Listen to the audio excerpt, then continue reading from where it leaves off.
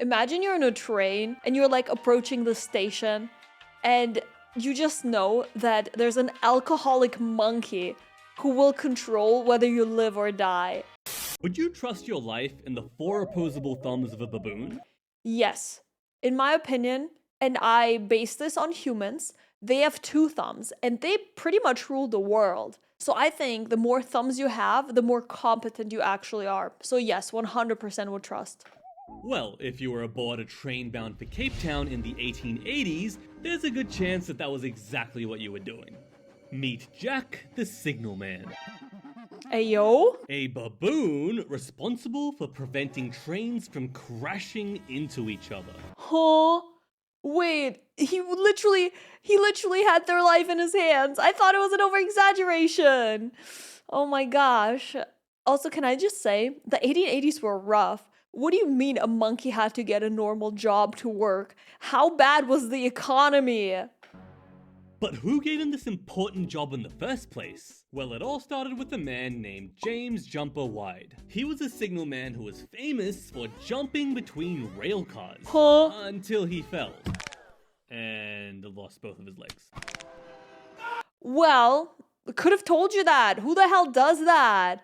Although he built himself some pegs for legs and a makeshift wheelchair, Jumper thought his career as a signalman was over.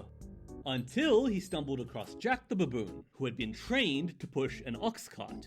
After much begging and pleading with the owner, he bought Jack the baboon and took him home. Jack turned out to be an alcoholic, Huh? and refused to do anything. Wow, no.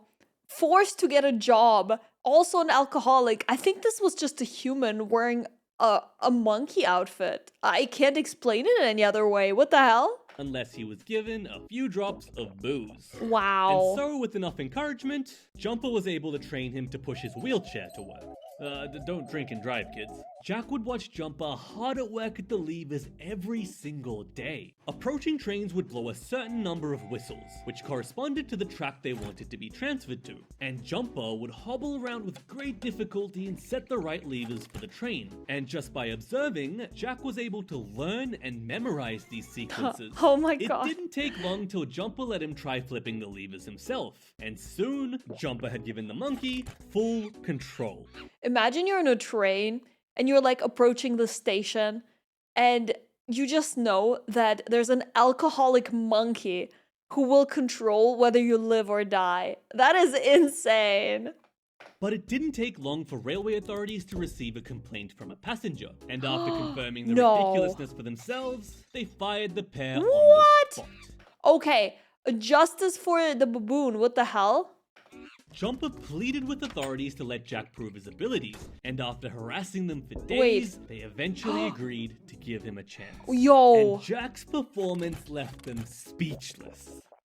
In fact, Jack had performed so well that they made him an official employee of the railway. Dude. With a salary of 20 cents a day and a half a bottle of beer weekly. That is so insane.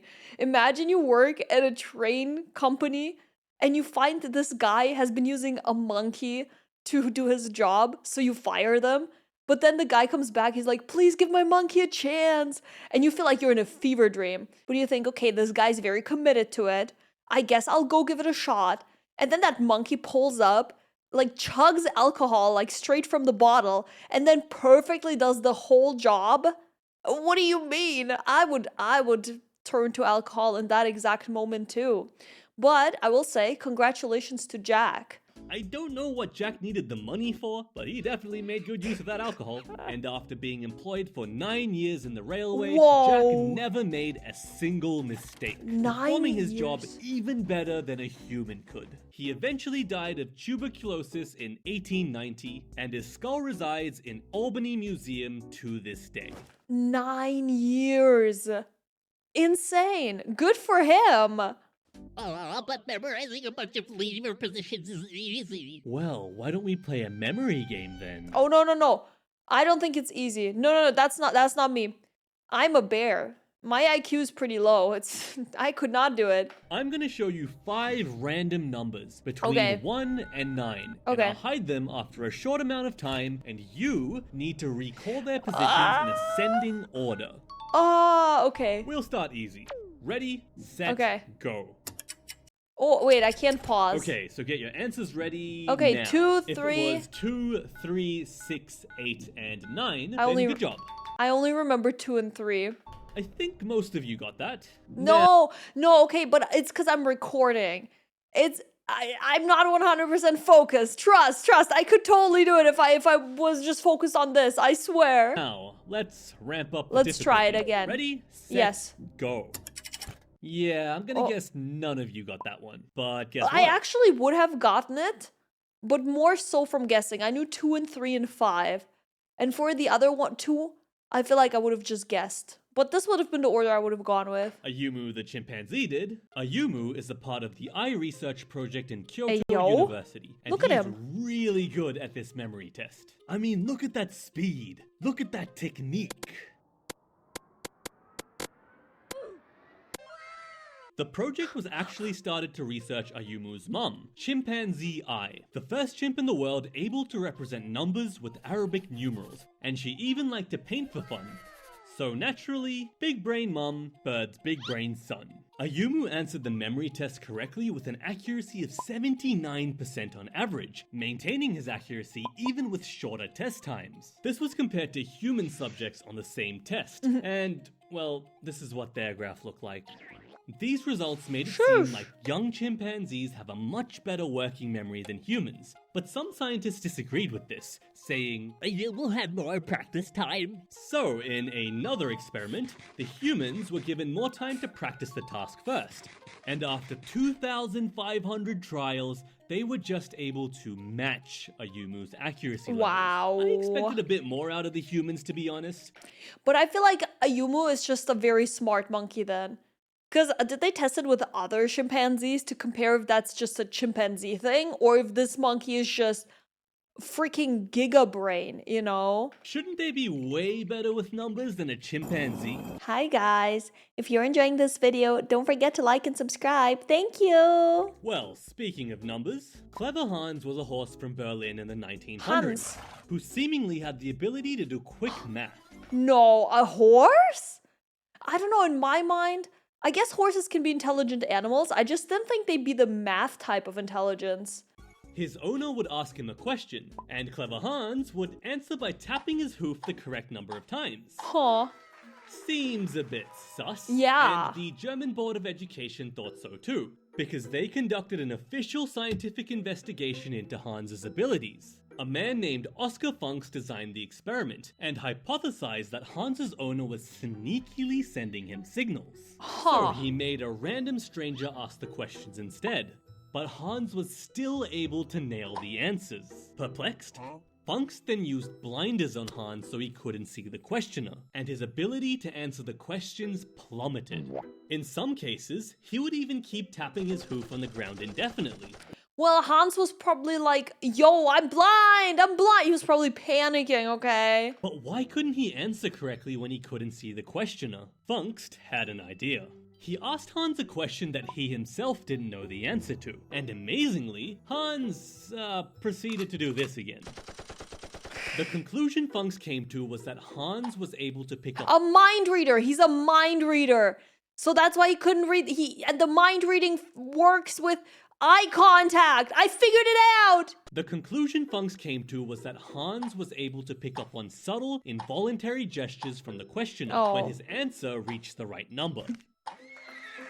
He was so good at detecting these minute postural changes that the questioners themselves were totally unaware that they were doing them. So Hans may not have been a big brain maths genius, but he was a genius at reading people's body language. Something humans themselves are notoriously bad at. Could So I will say, my explanation's better. you imagine Hans as a detective, though? I don't know. I swear. This whole occurrence coined the term the Clever Hans effect, where an animal predicts what someone wants them to do without actually understanding their own actions. For this reason, it's important to conduct animal experiments in a double-blind fashion, where nobody knows what the expected results are. Ah, hey Alex. In 1977, animal psychologist Dr. Irene Pepperberg bought an African grey parrot from a pet store. She named him Alex, short for Avian Learning Experiment. And over the next 30 years, she proceeded to make him the smartest animal in the world. Alex had a spoken vocabulary of over 100 words, but instead of just imitating That's more words than I know. That's crazy. Words, he seemed to have an understanding of what they actually meant. He could label objects correctly based on their shape, size, color, or material, and even created his own words, like when he was shown an apple for the first time and called it a banary. Banary? Oh, the Pokemon! I will say I've heard of birds being extremely smart. Not just parrots, but also ravens and crows and similar birds to that are apparently also extremely smart. So I think birds are just very intelligent. If I recall correctly, people said they're as smart as like 3-year-old kids, right? Combining two words he had already learnt, banana and cherry. Ooh, look at the smart bird brain. Alex also showed genuine anger or surprise when the researchers tried to trick him during tests. If Alex asked for a banana and they gave him a nut instead, he would throw it back. Foolish human. He also got frustrated with his fellow research buddies when they answered wrong. How many blocks are there? 4? The freakiest part was when he looked in the mirror one day and asked, What color? This was the first instance in history of an animal subject asking a question. That too, an existential one. Why are we still here? Just to suffer. There's plenty of past examples of animals communicating with humans using sign language and whatnot. And I think that is sick as well. But not a single one has asked a question. It's always been, give food, give drink, leave me human, and give food. The cutest thing was that every night before Dr. Pepperberg locked the lab up, Alex would say, You be good. I love you. See you tomorrow. and those would be Aww. his last words before unexpectedly passing away one night at the age of 31. So far, all of these smart animals Alex, no! Rest in peace. have been in some form of captivity. But what about a big brain animal in the wild? In the late 1800s, ships had great difficulty navigating a treacherous stretch of water called Cook Strait. It was notorious for wrecking ships, and sailors were terrified of passing through. One day, as a ship named the Brindle approached, the crew saw a Risso's dolphin bobbing happily in front of them. And of course, as humans always do, they proceeded to try and kill him. What? I thought it was going in the direction of they were showing each other the dolphin and be like, look, there's a dolphin. Isn't that what we do? What do you mean kill it? Thankfully, the captain's wife managed to talk them out of it, but to their surprise, despite the threats to his life, the derpy dolphin began to guide the ship safely through the dangerous waters. And from that day onwards, he did the same for every ship passing through. He was given the name Pelorus Jack. When he navigated, not a single shipwreck occurred. Sailors would even refuse to enter the strait unless Pelorus Jack had appeared to guide them. This continued until 1904, when someone aboard the SS Penguin fired their rifle at the dolphin. Pelorus Jack was injured, and he disappeared. The people were devastated, and a law was passed under the Sea Fisheries Act, protecting him from any other attacks on his life. I wouldn't be surprised if he decided to never help out a human again, but on one fateful day, Pelorus Jack reappeared. Hey guys. He was a kind-hearted, forgiving creature, ready to help out humans in need again. Except for the SS Penguin, which ended up shipwrecked in the same water Get wrecked, SS Penguin! in 1905. And after being a companion to sailors for over 24 years, Pelorus Jack was last seen in April of 1912. If I was Pelorus Jack, I would have guided that evil ship that shot me into the shipwreck. Like, I would have made them wreck. Fuck them.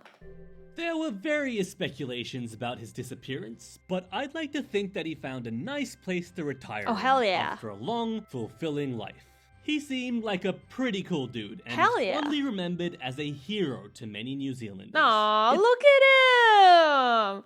What a nice guy. It's really amazing how all these animals were so smart, and it's also amazing how I am a dumb doggo. See you next time. Bye.